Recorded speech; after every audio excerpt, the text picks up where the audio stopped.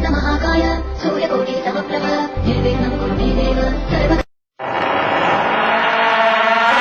जब रात होती है तो हम एक दिया जला लेते हैं और उसकी रोशनी में खुद को महफूज समझते हैं, मगर उस रोशनी के परे जो अंधेरा है वो अपने अंदर बहुत सारी कहानियां समेटे हुए है और इन्हीं कहानियों को आप तक लेकर आता है रात के अंधेरे में।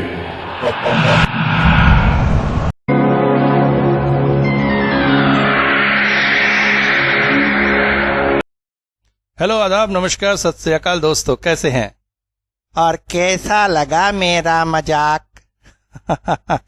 भाइयों, अप्रैल फुल पर एक छोटा सा मजाक आप लोगों के साथ किया था। आशा करता हूं आप लोगों को पसंद आया होगा। हालांकि कुछ लोगों को बेहद नापसंद आया। यूट्यूब पर कुछ लोग हैं जिन्होंने मुझे अनफॉलो कर दिया उस वीडियो के बाद से।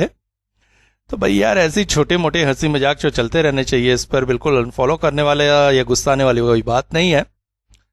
सिर्फ रोबोट की तरह मैं कहानी डालता रहूं, आप सुनते रहे, तो आपस में इंटरेक्ट करने का मौका नहीं मिलता है। वैसे बहुत जल्द मैं YouTube पर लाइव भी आने वाला हूं, तो अगर आप लोग YouTube पर मुझे फॉलो नहीं कर रहे हैं तो कर लीजिएगा, और कर लिया है तो बिल्कुल तैयार रहिएगा। आप लोगों को मैं दिखाऊंगा अपना वो छोटा सा रूम जहां बैठकर मैं बनाता हूं ये सारे स्टोरीज, कैसे एडिट होती है, कैसे काम होता है, सब कुछ दिखाऊंगा। वैसे तो वन मैन शो हूं मैं, तो वही बताऊंगा। और उसके साथ साथ एक और घोषणा कि अभी काम कर रहा हूं जोकर के तीसरे सीजन पर। जोकर का पहला सीजन आप लोगों ने बहुत पसंद किया, जोकर का दूसरा सीजन कंकाली तांत्रिक, वो भी आप लोगों ने बहुत पसंद किया। और वहीं पर एक नाम आया था दुर्गेश्वरी देवी का, जिसे मैंने उस वक्त तो छोड़ दिया था। कुछ कमेंट्स भी आए थे कि भाई दुर्गेश्वरी देवी को भी डिस्क्राइब करिए। तो जोकर का तीसरा सीजन त्रिलोकीनाथ और दुर्गेश्वरी देवी ऑन एयर होने वाला बहुत जल्द, और मेरे ख्याल से करीब 80 मिनट का तो रहेगा ही वो। तो हो सका तो 2 पार्ट में या 1 पार्ट में ही उसे डालूंगा। इवन संडे या मंडे तक आने वाला है, तो इंतजार करिएगा, बेहतरीन स्टोरी होगी। चलिए आज की स्टोरी। शिवराम अपने दरवाजे पर खड़ा था। अभी भोर नहीं हुई थी, अभी तो भोर की हल्की लालिमा आकाश पर फैल गई थी। पक्षियों और कौओं ने कलरव चालू नहीं किया था, मगर इतनी भोर को ही शिवराम की नींद टूट गई। क्योंकि जब इंसान के दिल में डर आ जाता है तो नींद नहीं आती। वैसे उसकी पत्नी भी उठ गई थी, इसलिए उसने आंगन को गोबर से लीपना शुरू कर दिया था। मगर क्या पता ये गोबर भी कब तक नसीब होगा। पिछले 4 सालों में शिवराम का जीवन जैसे तहस नहस सा हो चुका है। उसकी 2 दुधारू गायों ने दम तोड़ दिया, मुर्गियों का पूरा दबड़ा खाली हो गया।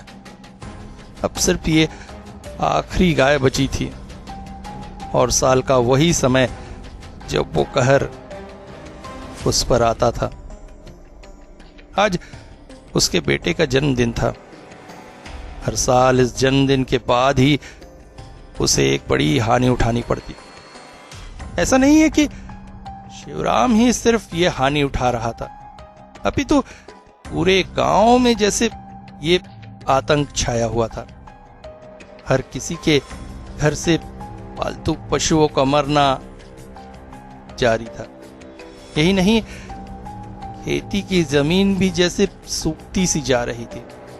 हालांकि गांव बहुत छोटा था और लोगों के घर बहुत दूर दूर थे, मगर गाहे बगाहे मुलाकात हो जाती, या फिर शाम को चौपाल के वट के पेड़ के नीचे सब बैठते और वहीं बातें होती।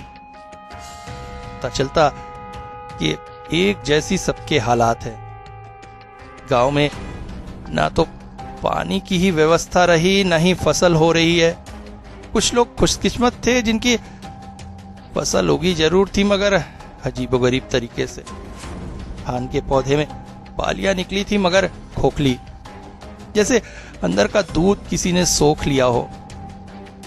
गांव में रहना हद से ज्यादा मुश्किल हो रहा था।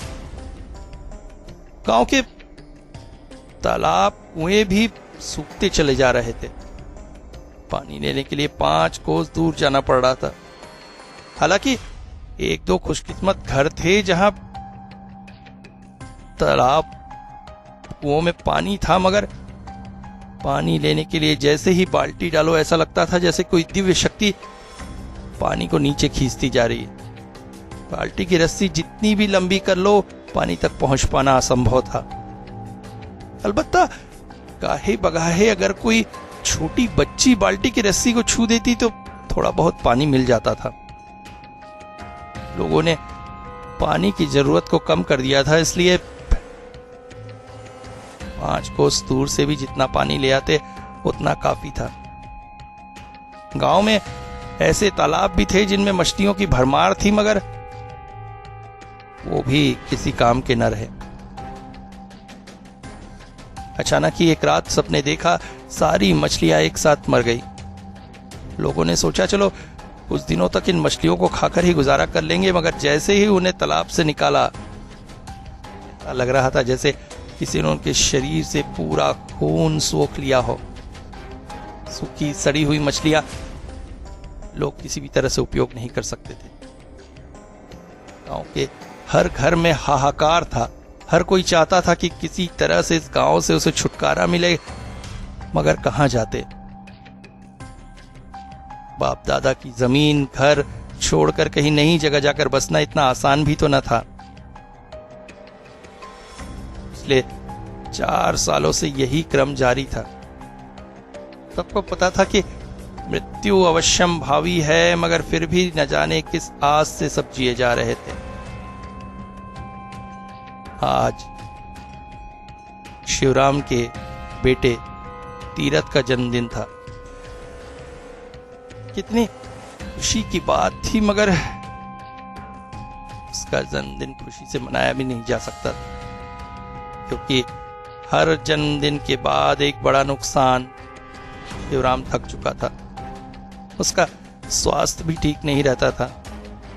ऐसे में अगर ये आखिरी गाय भी नहीं, ऐसा ना हो भगवान, मन ही मन वो प्रार्थना कर बैठा। धीरे धीरे दिन आगे बढ़ने लगा। मन शिवराम कह रहा था काश ये दिन ना गुजरता, मगर देखते ही देखते रात आ गई।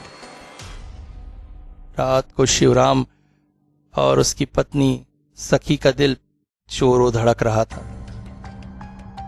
ऐसी ही तो पिछले 3 सालों की रातें आई थी। पहली बार तो जैसे हाहाकार समझ गया था। सुबह होने से पहले ही गाय के घर में गायें जैसे पागलों की तरह इधर उधर भाग रही थी, रंभा रही थी। मुर्गी के दबड़े में मुर्गियों की चहचहाहट से पूरा घर उभर रहा था। शिवराम घबराकर जब गाय के पाड़े में गया तो उसने जो दृश्य देखा वो बहुत ही भयानक था। तीनों गायें रस्सी छुड़ाकर भागने की कोशिश कर रही थी और चौथी गाय जमीन पर पड़ी हुई थी। आंखें बाहर निकली हुई थी और नाक और मुंह से ढेर सारा खून जमीन पर बिखरा हुआ था और उस खून से पूरी जमीन गीली हो गई थी। आखिर किस बीमारी से, किस कारण से उस गाय की मौत हुई, किसी को समझ में नहीं आया। अगले साल का नुकसान और भी बड़ा था। अचानक ही बिना किसी बीमारी के आश्चर्यजनक रूप से सारी मुर्गियों के पंख झड़ने लगे। उनके शरीर धीरे धीरे सड़ने लगे और एक एक कर ढेर सारी मुर्गियां मर गई। ऐसे ही 2 और गायों के साथ भी हुआ। आज की रात भी वही रात है। पता नहीं कल सवेरे चौथी गाय भी बचती है या नहीं। रात में अचानक सखी बाहर जाने को उठी। बाहर पहुंचते ही उसका दिल जैसे हलक में आ गया। आंगन के ठीक बीचों बीच उनकी गाय पड़ी हुई थी। वो चीखती हुई सी घर में आई, सुनते हो जी, सुनते हो, जल्दी उठो, जल्दी उठो, देखो क्या हो गया। शिवराम तुरंत सी बिस्तर से उठ गया। मगर इन सभी घटनाओं के बीच एक बड़ा आश्चर्य था तीरथ, जो इन सभी घटनाओं से बिना विचलित हुए अपनी ही दुनिया में रहता था। हालांकि छोटा बच्चा था, मगर हमेशा हंसता खिलखिलाता रहता, खेलता रहता, जैसे कोई हमेशा उसके साथ खेल रहा हो। किसी भी बच्चे का इस तरह अपने मन में रहना थोड़ा सा आश्चर्यजनक था। शिवराम उठकर आंगन की तरफ दौड़ा। सामने का दृश्य पिछले 3 सालों से उसका देखा हुआ था। उसकी आखिरी गाय भी जमीन में उसी तरह से आंखें निकाले पड़ी हुई थी। नाक और मुंह से ढेर सारा खून निकल रहा था। शिवराम ने बिना समय गंवाए एक बड़ी रस्सी उसके पैरों के पीछे बांधी और धीरे धीरे उसे घसीटता हुआ घर के पीछे के खेत की ओर ले चला। वो चाहता था जल्द से जल्द उसे जमीन में गाड़ दे ताकि इस विभीषिका से उसे मुक्ति मिल सके। खींचते खींचते जब वो उसे पीछे की जमीन की तरफ ले जा रहा था तो अचानक ही जैसे उसके पैर कांप उठे। ऐसा लगा जैसे धीरे धीरे गाय का वो शरीर भारी होते जा रहा है। एक दुबली पतली सी गाय इतनी भारी कैसे हो सकती है कि वो उसे खींचे नहीं पा रहा था। इसी तरह से घर के पीछे पहुंचकर जैसे ही उसने गाय की तरफ देखा, एक बार उसे ऐसा लगा कि कुछ ही पलों में वो बेहोश हो जाएगा। उसने देखा घर से लेकर वहां तक जब वो गाय को खींचते हुए लाया था, वहां की पूरी जमीन पर एक लाल लकीर खींची हुई थी जो उस गाय के नाक और मुंह से निकल रहे खून की थी। बिना कहीं टूटे वो लकीर खींची हुई थी। मगर ऐसा कैसे हो सकता है? किसी जानवर के शरीर में क्या इतना खून हो सकता है कि इतनी दूर तक इतनी गाढ़ी रेखा खींचा जाए? नहीं, ये सब ठीक नहीं है। उसने तुरंत ही कुदाल लेकर जमीन खोदना शुरू किया।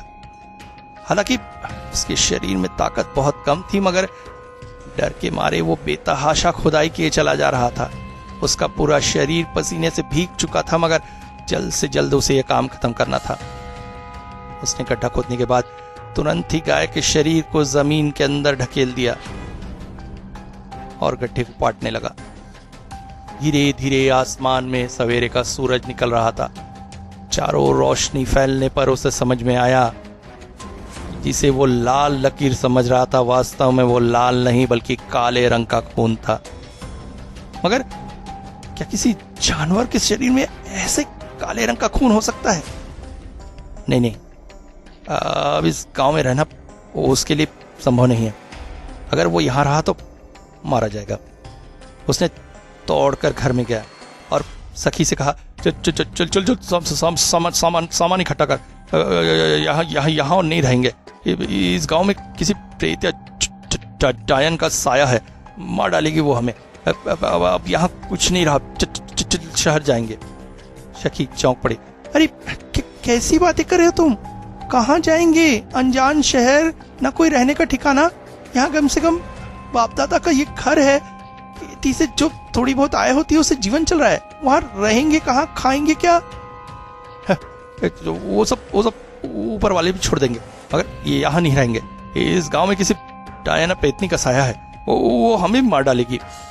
देखो तुम शांत हो जाओ, जैसा चल रहा है उसी तरह चल जाएगा। अरे चुप, देख तेरे चेहरे की तरफ देख।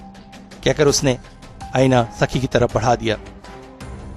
सखी ने भी अपना चेहरा आईने में देखा तो वो आश्चर्य से भर उठी। इस तरह से मुरझा गई थी वो। देख, आंखों के नीचे काले गड्ढे, ऐसा लगता है जैसे कोई तेरे शरीर से खून चूस लिया हो। इस हाल में रहेगी तो मर जाएगी, और हमारे बच्चे का भी क्या होगा पता नहीं। उसे भी देख, कैसे पागलों की तरह जैसे किसके साथ खेलता रहता है। नहीं, यहाँ रहना उचित नहीं होगा। सखी के मन ने भी पुकारा कि शायद उसका पति सच कह रहा है। उसने भी तुरंत ही सामान समेटा। कुछ ही देर में दोनों गांव से निकलकर पक्की सड़क के पास खड़े थे। यहां से 2 बस शहर की ओर जाती थी। सुबह की बस निकल चुकी थी और अगली बस दोपहर 1:30 बजे थी। एक लंबा इंतजार था उनके सामने। सड़क पर एक हथकटे पेड़ के नीचे तीरथ को बैठाकर पास ही बैठकर अपने आंचल से सर ढककर धूप से खुद को बचाने की कोशिश करते हुए सखी बैठी हुई थी। थोड़ी दूरी पर शिवराम खड़ा था। आज जैसे समय बीतने का नाम नहीं ले रहा था। जल्द से जल्द बस आए, उस पर चढ़कर वो इस पाप के गांव से दूर निकल जाए प्राण बचाते हुए। तीरथ अब भी खेलने में मगन था। जैसे कोई साथी उसके साथ खेल रहा हो, उस तरह से वो खेले चला जा रहा था। उसकी इस तरह की आत्ममग्नता को देखकर कभी कभी शिवराम और सखी की नजरें मिल जाती। उनकी आंखों में डर के भाव स्पष्ट थे। तभी दूर बस आती हुई दिखी। दोनों दौड़कर बस में चढ़ गए। बस में बैठने की जगह न थी। किसी तरह से सामान छत पर रखवाकर दोनों खड़े हुए ही बस से चले जा रहे थे कि तभी एक धमाके की आवाज हुई। बस लहरा उठी। बस का टायर पंचर हो गया था। ड्राइवर और कंडक्टर नीचे उतरकर ये देख रहे थे। बस में स्पेयर टायर था, मगर मुश्किल ये थी कि उसे खोलने के लिए आवश्यक यंत्र वो लाना भूल गए थे। अब एक ही साधन था, इंतजार किया जाए। वहां से गुजरती किसी बस को रोककर उनसे सामान लेकर टायर बदली करेंगे। बस में बैठे सवारी, कंडक्टर और ड्राइवर पर बेहद गुस्सा हो रहे थे, मगर किया क्या जा सकता था। तभी अचानक सखी बोल पड़ी, सुनते हो, आज अब जाकर कोई फायदा नहीं है। शाम को भी बस निकलेगी तो शहर पहुंचते पहुंचते रात हो जाएगी। अनजानी जगह पर इतनी रात को नहीं, आज का विचार त्याग दो, कल सवेरे चलेंगे। शिवराम ने भी सोचा बात तो सही है। दोनों वापस घर को लौटने लगे। लौटते लौटते गांव के ही संजय महतो से उनकी मुलाकात हो गई। संजय ने कहा, कहाँ जा रहे थे शिवराम भाई? देख रहे हो हालात, मेरी भी सारी मुर्गियां मर गई, ठीक वैसे ही जैसे तुम्हारी मरी थी। मैंने तो फैसला कर लिया है, कल सुबह ही गांव छोड़कर शहर चला जाऊंगा। अब इस गांव में रहना उचित नहीं। शिवराम ने कहा, हाँ सही कह रहे हो, मैं भी ऐसा ही सोच रहा हूं। मगर अगली सुबह शिवराम का फिर जाना ना हो सका। गांव में ही पता चला कि संजय महतो अपने परिवार को लेकर बस से शहर जाने को निकला था, मगर आश्चर्यजनक रूप से इंजन खराब हो गया। इसके बाद तो जैसे ये क्रम सा ही बन गया। गांव का कोई भी व्यक्ति सपरिवार बस पर चढ़ता तो बस बिगड़ जाती। लोगों में ये अफवाह भी फैल गई थी कि उस गांव में कुछ है जो बस पे खराब कर देती है। इस वजह से बस वालों ने अब वहां बस रोकना भी बंद कर दिया था। ऐसा नहीं है कि परिस्थितियों से निपटने की कोशिश नहीं की गई थी। बहुत सी तरह की पूजा पाठ इत्यादि करके मां को प्रसन्न करने की भी कोशिश की गई। तभी पता चला 2 गांव दूर एक बहुत प्रभावशाली साधु महाराज रहते हैं। उन्हें मान मनोवल करके गांव में बुलाया गया और एक बड़ी सी पूजा रखवाई गई। मां काली की पूजन के पश्चात बकरे की बलि दी गई। उसके बाद साधु यज्ञ में बैठे। यज्ञ मंत्रों का उच्चारण करते हुए वे यज्ञ आहुति दे ही रहे थे कि अचानक परिस्थितियां जैसे बदलने लगी। आसमान में काले बादल छाने लगे, तेज हवाएं चलने लगी। ऐसा लग रहा था जैसे प्रकृति पूरी तरह से तांडव करना चाहती है। और इसी दौरान यज्ञ कुंड से एक आंख की चिंगारी निकलकर साधु के आंखों में जा लगी। बिलख उठे थे साधु। इसके बाद यज्ञ संपन्न न हो सका। अभी तो साधु की हालत बहुत ही खराब हो गई। उन्हें शहर के अस्पताल में भर्ती कराना पड़ा। आश्चर्यजनक तौर पर जैसे ही साधु एम्बुलेंस से गांव से बाहर गए, सारा मौसम बदल गया। कोई भी नहीं कह सकता था कि कुछ देर पहले गांव में तेज आंधी तूफान चल रहा था। साधु की एक आंख हमेशा के लिए खराब हो गई, मगर ठीक होकर लौटते हुए ने गांव वालों को समझाया था कि इस गांव को अब कोई नहीं बचा सकता, क्योंकि जब मां स्वयं ही इस गांव को बचाना नहीं चाहती है तो कौन क्या कर सकता है। साधु ने बताया कि पूजा के दौरान उसने देखा था मां की प्रतिमा बाईं तरफ थोड़ा सा मुड़ गई थी। तात्पर्य, मां ने गांव वालों की तरफ से मुंह मोड़ लिया है। गांव के किसी व्यक्ति का कोई बड़ा सा पाप है जो मां को भी इस गांव वालों की मदद करने से रोक रहा है। और जब मां ही गांव वालों के साथ नहीं है तो उन्हें कौन बचा सकता है। साधु ने यह प्रयास किया था, उसकी सजा के तौर पर उसके प्राण तो बच गए मगर आंखें हमेशा के लिए खराब हो गई। इसके पश्चात भी गांव वालों ने बहुत सारे पैगा गुनिया तांत्रिकों को बुलाने की कोशिश की गई, मगर सब असफल रहे। देखते देखते 1 साल बीत गया। एक बार फिर से तीरथ का जन्मदिन करीब था। शिवराम की हालत अब बहुत बुरी हो चुकी थी। बिस्तर से उठने के लायक भी न था वो। रोज दोपहर को उसकी पत्नी भीगे गमछे से उसका शरीर पोंछ देती थी। वैसे भी गांव में पानी की हालत और खराब हो चुकी थी।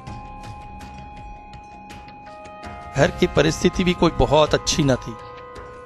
सारे गांव वाले अब बस मृत्यु का रास्ता देख रहे थे। शिवराम ने कुछ समय पहले एक छोटा सेकंड हैंड मोबाइल खरीदा था। समय के साथ जिसकी हालत बहुत खराब हो चुकी थी, कीपैड पर लिखे हुए अंक मिट गए थे, स्क्रीन की लाइट भी अब ठीक से जलती नहीं थी, इसलिए कुछ दिखता नहीं था। अभी तो कॉल आने पर हल्की घंटी बजती थी और बात हो जाती थी। रात बेरात जरूरत पड़ने को देखकर सखी उस फोन को किसी भी तरह से जीवित रखे हुए थी। आश्चर्यजनक तौर पर उस रात फोन की घंटी धीमे धीमे बज उठी। सखी चौंक पड़ी। उसने एक बार उठकर फोन को अच्छे से देखा। उसके आश्चर्य का ठिकाना न था। फोन की बंद पड़ी स्क्रीन पर लाइट जल रही थी। एक मध्यम पीली रोशनी से फोन की स्क्रीन जगमगा रही थी, जिसके बीचों बीच काले काले बिंदुओं से एक अजीब सी आकृति बनी हुई थी। उसने कांपते हाथों से फोन उठाया। हेलो? फोन की उस तरफ से जो आवाज आई वो उसकी बेहद पहचानी हुई थी। हेलो माँ, मैं तितली, तुम्हारी बेटी। तितली? ये कैसे हो सकता है? तितली नहीं, तितली कैसे फोन कर सकती है? वो तो 4 साल पहले अचानक गायब हो गई थी। बहुत तलाश करने की कोशिश की गई उसे, मगर मिली नहीं। पुलिस में रिपोर्ट भी कराया, मगर कौन ले गया था, क्या हुआ था, पता नहीं चल पाया था। और आज 4 सालों बाद हेलो तितली, कहाँ है तू? माँ का हृदय जैसे द्रवित हो उठा। इधर से आवाज आई।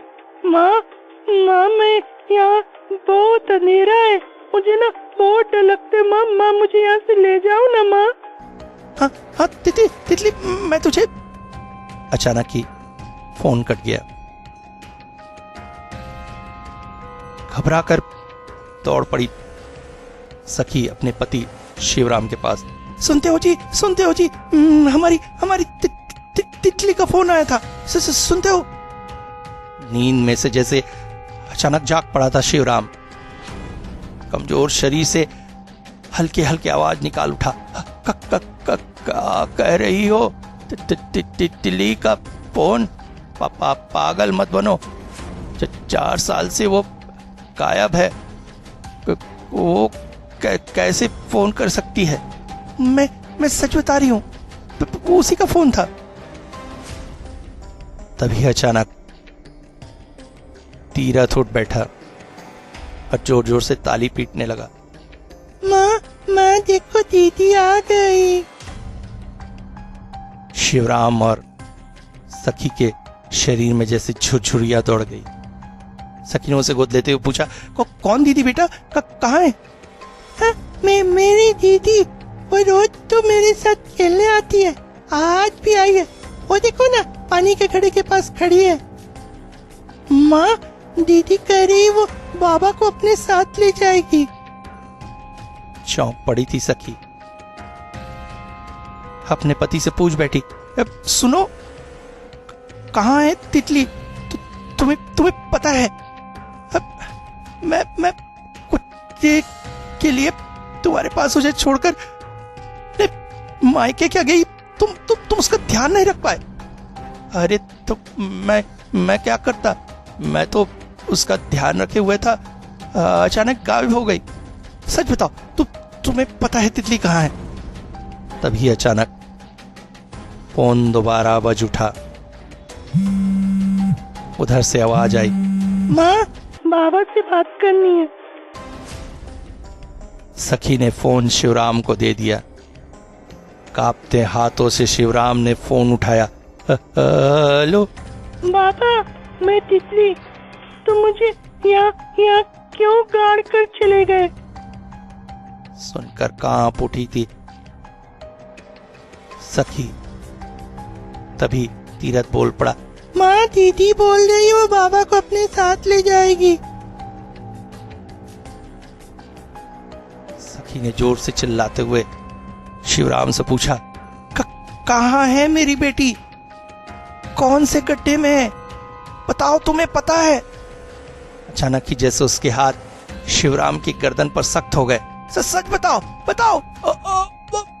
बताता हूं।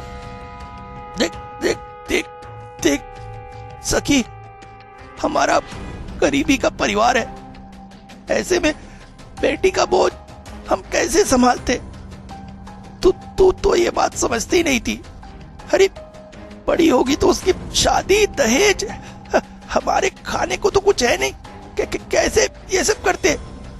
इसीलिए उस दिन मैंने तेरे जाने के बाद उसे मार डाला।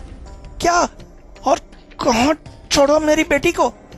के पीछे गड्ढा खोद कर उसे काट दिया था। आंखों में जैसे खून निकल आया था सखी के। क्या तुमने मेरी बेटी को? अगले ही पल कांप उठी वो। ये क्या कर रही हो? अपने पति की गर्दन इतनी सख्त से। जैसे ही उसने शिवराम की गर्दन छोड़ी, उसका शरीर निढाल सा होकर बिस्तर पर गिर पड़ा। उसकी आंखें देखने में ठीक वैसी ही थी जैसे पिछले कुछ सालों से घर की गाय मरती थी। आंख और नाक से ढेर सारा खून से बिस्तर गीला हो रहा था। चौंक पड़ी थी सखी, ये क्या हो गया उसके हाथों से? तभी उसके कानों में आवाज पड़ी, माँ, माँ, माँ, तुम मेरे पास आओगी? माँ, मुझे यहाँ बहुत डर लगता है। सखी ने फोन की तरफ देखा, फोन बंद था। अचानक तीरथ जिस तरफ देखकर हंस रहा था उस तरफ उसने नजर डाली। कांप उठी थी सखी। 4 सालों बाद ही सही, मगर एक धुंधली सी परछाई उसे दिखाई दे रही थी जिसे वो बहुत अच्छी तरह से पहचानती थी। उसकी बेटी तितली हाँ हाँ तितली तितली, मैं आऊंगी तेरे पास। आओ ना माँ, बाहर आओ। अचानक ही कमरे का दरवाजा खुल गया। सखी कमरे से बाहर जाने लगी। तीरथ भी उसके पीछे पीछे दौड़ पड़ा। सखी ने देखा तितली की वो वापसा परछाई कुछ ही दूर पर स्थित पुराने कुएं के पास चली जा रही थी। सखी उसके पीछे पीछे जा रही थी। जैसे ही तितली कुएं के पास पहुंची, अचानक कुएं के अंदर से एक छोटी सी बच्ची घुटनों के बल चलती हुई बाहर निकल आई। तितली ने उसे गोद में उठा लिया। वो बच्ची जैसे तितली को बहुत पहचानती थी। सखी बोल पड़ी, तितली ये कौन है? माँ, ये संजय काका की बेटी है। चौंक पड़ी तितली की माँ। संजय महतो की बेटी? मगर उसकी तो कोई बेटी है। अचानक ही उसे याद आया, संजय महतो की पहली संतान का गर्भपात हो गया था। ओह, मतलब संजय महतो ने भी। तितली, और कौन कौन है तुम्हारे साथ?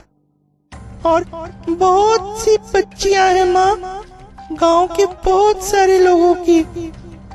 तुम आ जाओ माँ हमारे पास, हम सब तुम्हें बहुत याद करेंगे। कहते कहते तितली धीरे धीरे कुएं की दीवार से होते हुए कुएं के अंदर जाने लगी। सखी ने तीरथ को अपनी गोद में लिया और धीरे धीरे वो भी कुएं की तरफ जाने लगी। अचानक ही कुएं के पानी में एक जोरदार आवाज हुई। अगली सुबह तीरथ और सखी की लाश कुएं से निकाली गई। घर पर शिवराम की मृतदेह पड़ी हुई थी। गांव वालों में ये बात फैल गई कि डायन ने सबको मार दिया। अब भी गांव वाले डर डर में जीते हैं। कई बार कोशिश की गई है मगर कोई भी पूजा पाठ सफल ना हो सकी। मां की मूर्ति और माई तरफ मुड़ गई है, जैसे उन्होंने अब गांव को पूरी तरह से छोड़ दिया है। गांव वालों के पापों की सजा उन्हें मिले इस बात के लिए। और जिस गांव को मां ने छोड़ दिया है उसे कौन बचा सकता है। गांव वालों को इंतजार है अब अगले साल का। अब इसकी बारी